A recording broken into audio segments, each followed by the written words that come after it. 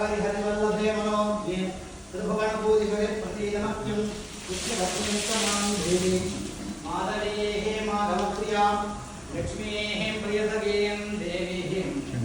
नमाम्यच्युतवल्लभां प्राज्ञं धनं वसुन्धुपुत्रलाभं ततसंवत्सरं दीर्घमायुः ॐ जातरु अस्मात् स्वस्ति विरदे दुर्गा